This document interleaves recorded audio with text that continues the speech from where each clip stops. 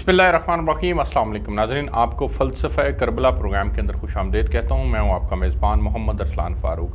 नाज़रीन, रोज़ाना हम एक नए मौजू के ऊपर बात करते हैं। आज हम बात करेंगे हज़रत इमाम हुसैन ने जो मंशूर करबला दिया वो बुनियादी तौर पर था क्या। आज ये हमारा आज के प्रोग्राम का मौजू होगा। मेरे साथ जो मेहमान शख्सियात तशरीफ़ रखते हैं, मैं बहुत मशहूर हूँ जनाब अल्लामा ताहिर अब्बास अल असरी साहब का। Sir thank you so much कि आपने खुसूसी तौर पर हमें वक्त दिया। उनके साथ तशरीफ़ रखते हैं डॉक्टर इकबाल चिश्ती साहब, मजहबी स्कॉलर हैं। सर आपका बहुत शुक्रिया डॉक्टर साहब कि आपने खुसूसी तौर पर हमें वक्त दिया।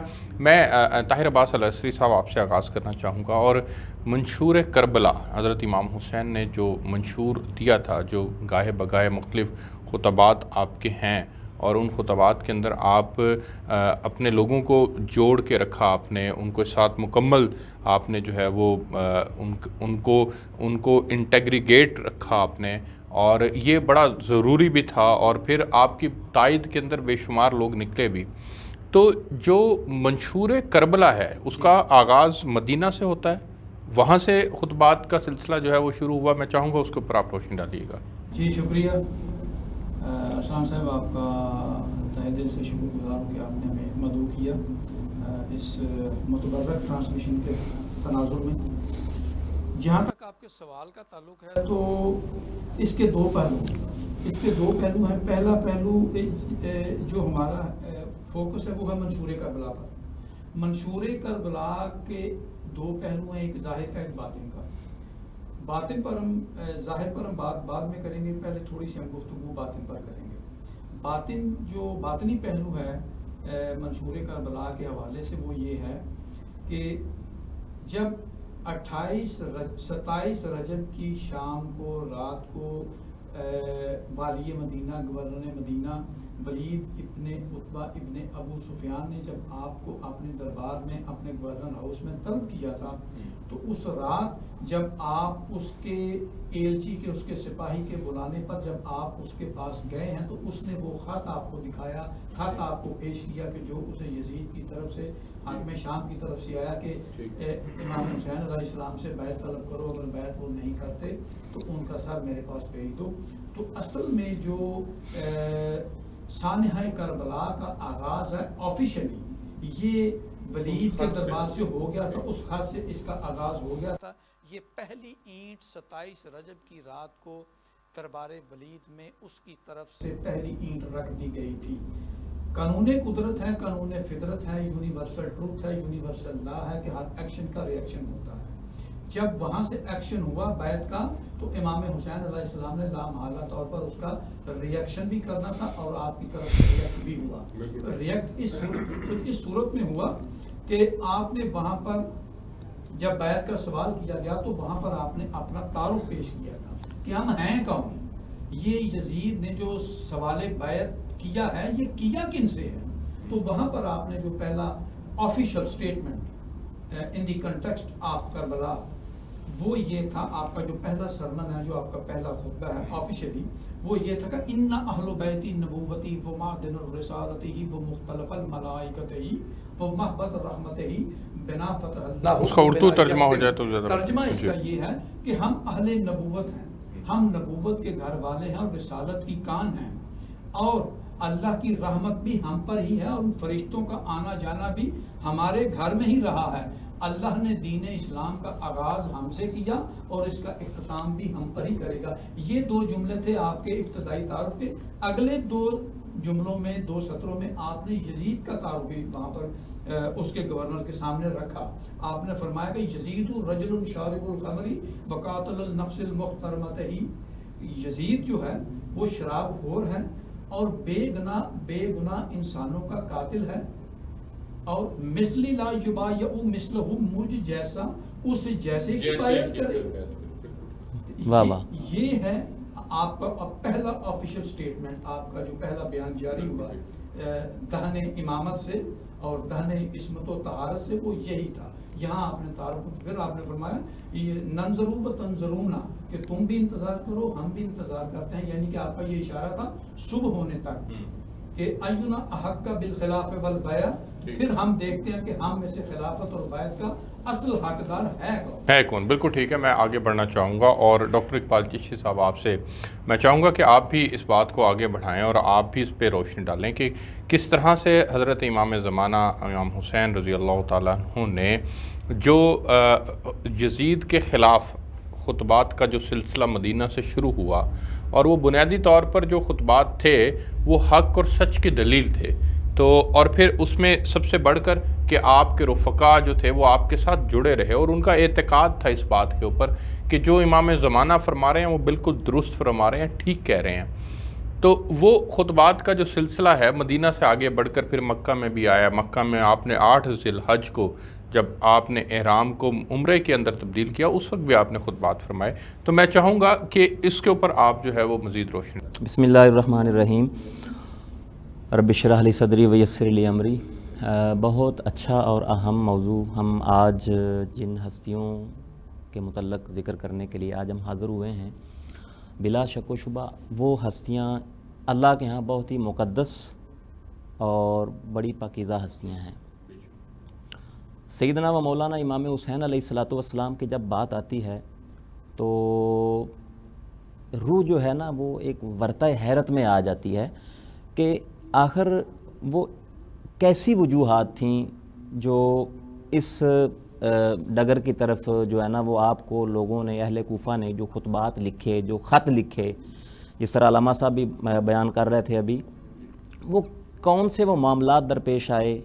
اگر ہم تاریخ اور احادیث کے اندر ان کا مطالعہ کرتے ہیں نا تو میں واضح طور پر بات آیا طبری نے, قرطبی نے, ابن کثیر نے, سب نے یہ لکھا ہے کہ امام حسین علیہ الصلوۃ والسلام نے یہ واضح طور پر یہ اپنا ایک جو ببانگ دہر اور علل اعلان جو منشور دیا ہے وہ یہ تھا کہ کسی جابر, کسی ظالم اور کسی جو شر پسند عناصر ہیں ان کے آگے جھکا نہ جائے. یہ سب سے جو ٹاپ کا آپ کا منشور تھا وہ یہ تھا. اگر ہم قرطبی, طبری اور سب کو پڑھتے ہیں نا تو آج کل لوگ کچھ شر پسند عناصر ہیں, وہ کہتے ہیں امام حسین نے معاذ اللہ ثم معاذ اللہ نقل کفر نہ بچت, وہ کہتے ہیں کہ بیعت کر لی تھی. ایسا کسی بھی جگہ پہ کوئی عبارت ایسی ملتی ہی نہیں ہے, جبکہ اس کے اپوزٹ عبارات ایسی ملتی ہیں کہ لم یبایع الحسین ابن علی یزید ابن معاویہ تھا. امام حسین بن علی بن ابی طالب علیہ الصلوۃ والسلام نے اس کی بیعت کی ہی نہیں ہے. آپ قرطبی لے لیں, آپ جتنی بھی تاریخ کی کتابیں ہیں, میں آن دا ریکارڈ بات کر رہا ہوں. جی بالکل, وہ تو ایک اور طرف بات چلی جائے گی, ایسی کوئی بات نہیں ملتی ہمیں.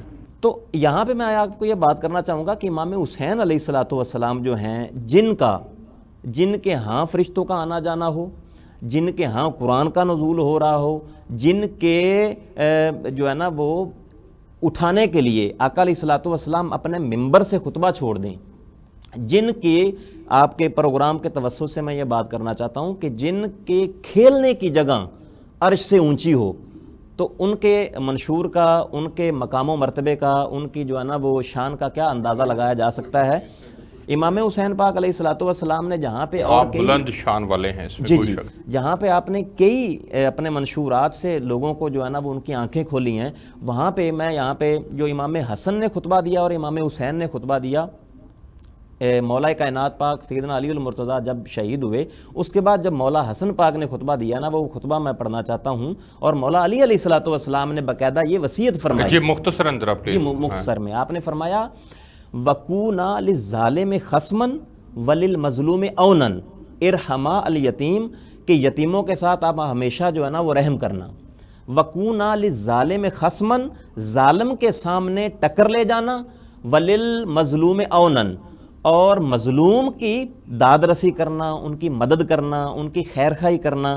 تو یہ جو منشورات امام حسین پاک اور امام حسن پاک نے امت مصطفیٰ صلی اللہ علیہ وآلہ وسلم کو دیے ہیں, بیسیکلی یہ منشور آپ کو آقا علیہ الصلوۃ والسلام سے, مولا کائنات سیدنا علی المرتضیٰ کرم اللہ وجہ الکریم سے آپ کو نسل بنسل آپ کو میسر آئے ہیں, جو آپ نے آگے. بالکل ٹھیک ہو گیا. ڈاکٹر صاحب مجھے ایک بریک پہ جانا, میں بریک سے واپس آتا ہوں, تو پھر علامہ طاہر عباس الاسری سے جو ہے وہ گفتگو کو آگے بڑھائیں گے. میرے ساتھ رہیے گا.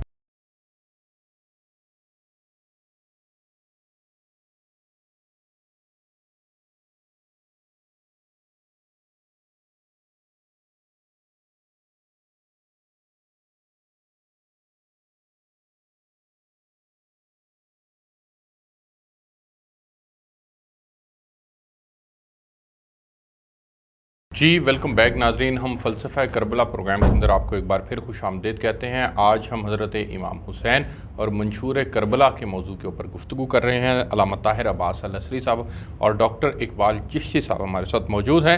طاہر صاحب، گزارش یہ ہے کہ علامہ صاحب جس طرح سے مدینہ کے اندر اور پھر ولید کے دربار کے اندر جس طرح سے حضرت امام حسین نے جو خطبہ دیا کہ مجھ جیسا تم جیسے کی بیعت نہیں کرے گا، اس کے بعد پھر سلسلہ آگے بڑھتا ہے اور آپ حج کی غرض سے مکہ مکرمہ میں تشریف لے آتے ہیں، اور پھر کوفہ والے جو ہیں وہ بھی مسلسل خط لکھ رہے ہیں، اور پھر آپ حضرت مسلم بن عقیل کو کوفہ جو ہے وہ بھیجتے ہیں، جو وہ انتہائی اہم خطبہ ہے جو آپ نے حج کے احرام کو عمرے میں تبدیل کیا، اور اس کی جو جسٹیفیکیشن آپ نے دی، جو خطبہ وہاں پر پیش کیا، میں چاہوں گا کہ وہ بھی آپ میرے ناظرین کے لیے پیش کریں۔ جب آپ نے مدینہ سے خروج کیا مکہ کی طرف، تو میں یہاں پر راستے کے بھی کچھ چند خطبات ہیں؟ جی بالکل یقیناً ہیں، لیکن یہاں پر جو ایک اہم تاریخی نوعیت کا جو نقطہ ہے، میں چاہوں گا کہ وہ بھی نظر ناظرین یہاں پر کیا جائے۔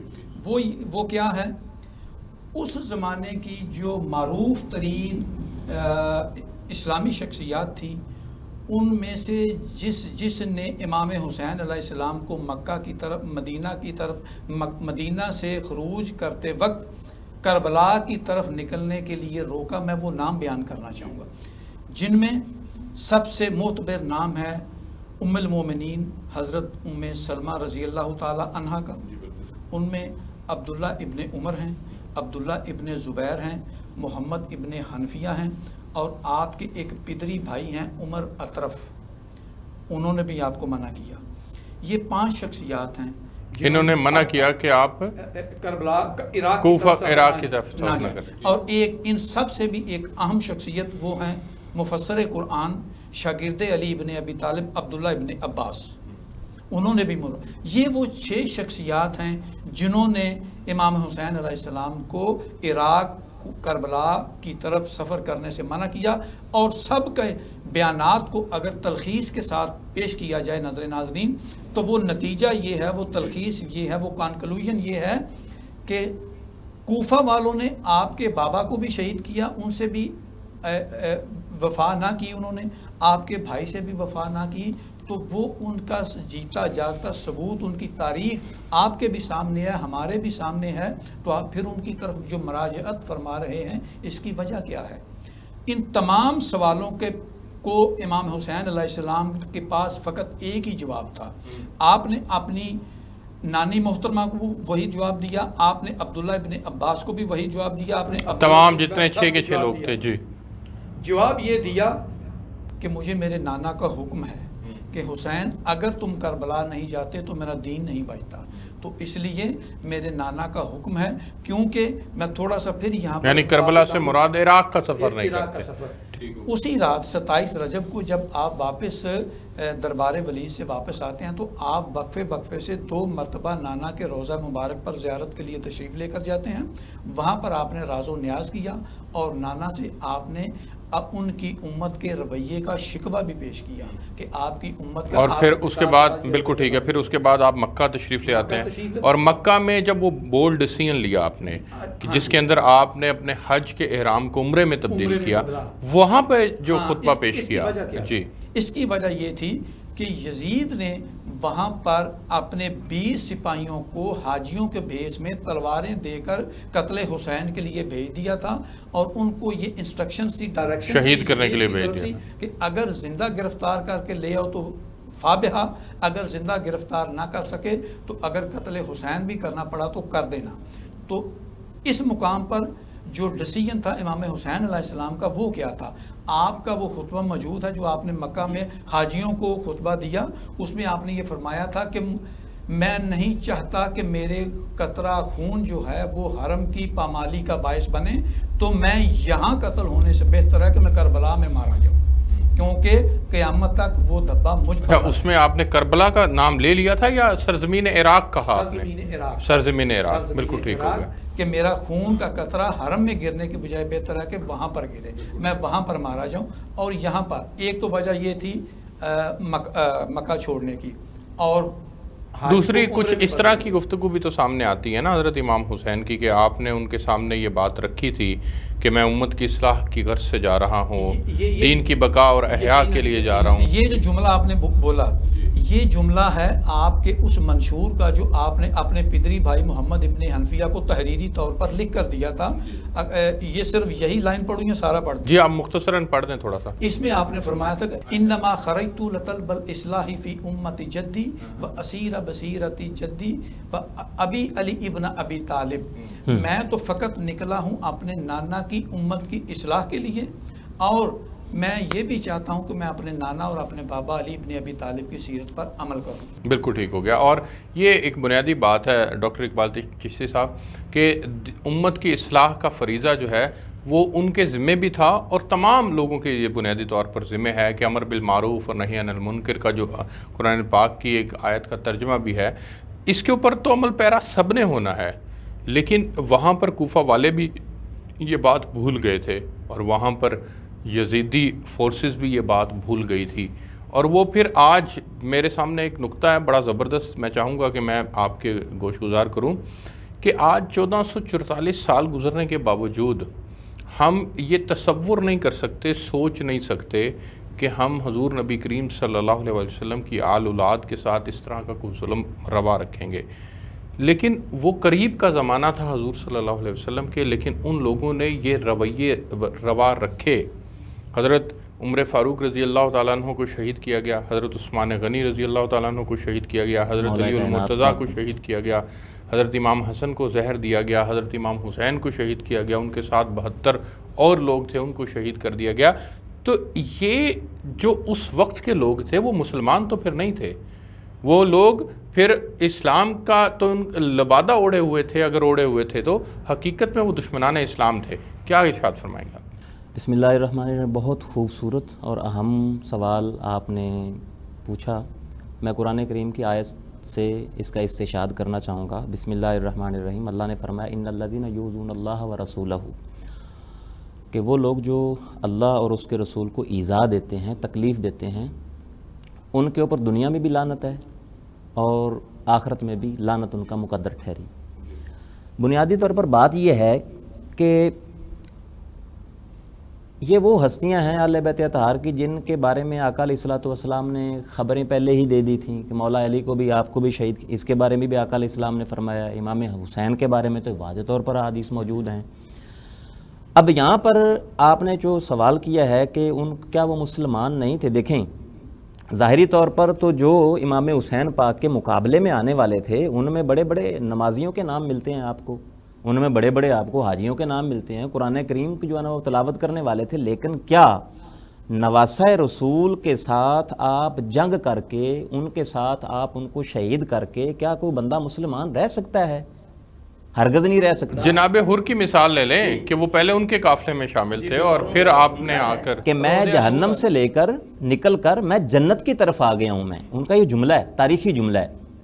پھر یہاں پہ ایک اور حدیث پاک سے میں سہارا لینا چاہوں گا. آقا علیہ الصلوۃ والسلام نے فرمایا کہ ترکت فیکم الثقلین کتاب اللہ و اطرتی، کہ میں تمہارے اندر دو وزنی چیزیں چھوڑے جا رہا ہوں، ایک ہے قرآن پاک اور دوسری ہے اہل بیت اطہار. جب تک تم ان کو تھامے رکھو گے تم ہدایت یافتہ رہو گے، جنت میں جاؤ گے. اور یہاں پر ایک جملہ میں یہاں پہ کہنا چاہوں گا آپ کی وساطت سے کہ اگر کوئی بندہ قرآن کو چھوڑ کر یہ کہے کہ میں جنتی ہو جاتا ہوں یا میں فلاح پا گیا ہوں یا میں جنت میں چلا جاؤں گا، تو ایسا نیور ایور، ہرگز پاسیبل نہیں ہے. اور آقا علیہ السلام نے اپنی آل اولاد کو خاص طور پر امام حسن، پہلا مصداق تو یہ ہے نا، مولا علی پاک ہیں، امام حسن پاک ہیں، زہرا پاک ہیں اور امام حسین ہیں، اور خود انکلیوڈنگ آقا علیہ الصلوۃ والسلام ہیں. تو جس طرح قرآن کو چھوڑ کر کوئی بندہ ہدایت یافتہ نہیں ہو سکتا، اسی طرح اہل بیت اطہار کے ساتھ، ان کے ساتھ دشمنی کر کے ان کو چھوڑ کر کوئی بندہ ہدایت یافتہ نہیں ہو سکتا. بالکل ٹھیک ہے، آپ بالکل درست فرما رہے ہیں. مجھے ایک بریک پہ جانا ہے، میں بریک سے واپس آتا ہوں تو پھر علامہ طاہر عباس الاسری صاحب سے گفتگو کو آگے بڑھائیں گے. میرے ساتھ رہیے گا.